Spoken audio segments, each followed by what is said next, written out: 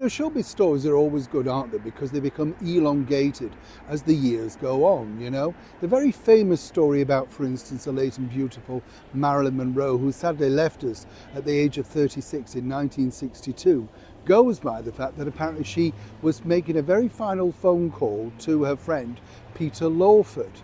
And apparently the famous line, "Say goodbye to yourself and to the president because you're both nice people."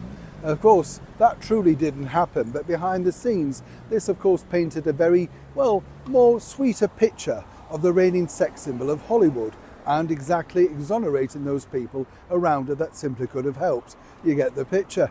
But on a brighter note over here, it's been sad to note that a person that I met only for a very brief period, Mitzi McCall, was, well, one of those sort of icons of show business that actually was there as it happened. You know, the sort of thing, you talk about these things, oh yes, I was there. It's a little bit like those big concerts by either Frank Sinatra, Bing Crosby or Judy Garland at Carnegie Hall.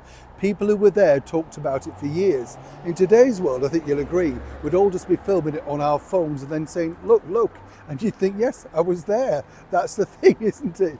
Now, Mitzi McCall and Charlie Brill were a variety double act. I think you call it vaudeville as the right, I know you call it vaudeville, but that's the right phraseology for people around the world. We'd call it a good, fun variety act. And as I say, I met Mitzi very briefly during my time out in the US, and you know, she was one of these joyous people that really did enjoy the world of show business. Nothing wrong with that. What I found fascinating also about the beautiful Mitzi was the fact that she wanted to correct certain things about, you know, the act and her sort of life and the story, all that sort of stuff. What also was interesting was she was the person, the double act, along with her husband, along with a few others as well, that was sadly chosen to appear on the Ed Sullivan show on this fateful night. Let me explain. Many people of a generation now, it's just hard to imagine how huge the Ed Sullivan show was. I mean, you know, yes, he paid big fees, he paid a lot of money to have the brilliant Elvis Presley on his show, but look what a moment in history that he created, and worth every penny, I'm sure many people will agree.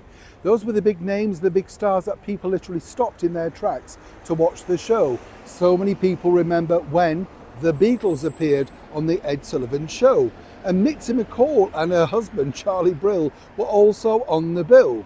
Now, what's interesting about this was for years the story went on, according to Mitzi, that, you know, everybody who was surrounding the Beatles really failed. And as she pointed out, she wasn't across the Beatles at all, didn't really know who they were. And as John Lennon sort of sauntered in and sat down in their dressing room, she kind of wished he'd sling his hook because she wanted to focus on her act, knowing in fact that she was going to be going out to millions of people. They just didn't know because, of course, this was the start of Beatlemania in the United States. Now, as we all know, the Beatles literally smashed the ratings on the Ed Sullivan show, but the poor support acts, including the man that played the Riddler in Batman, well, they had to carry on. And Mitzi and her husband, Charlie, bravely did. But as she pointed out, she'd like to correct the story that she was offended by this and everybody really suffered. She said because simply she had to thank the Beatles. Not only did she grow to love their music and thought they were very brilliant musicians, but more importantly, as she pointed out, they were kept in the memory bank of so many people because when they looked at the show of Ed Sullivan with the Beatles, there they popped up, good or bad. And either way, as she pointed out, we have a lot to thank John, Paul, Ringo and George for.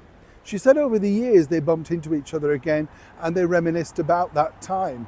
Nobody could have foreseen exactly how different it was going to be, changing the landscape. She sadly left us a couple of days ago at the age of 93, but of course her act, all thanks, as she pointed out, to the Beatles alongside her husband, will live on in eternity.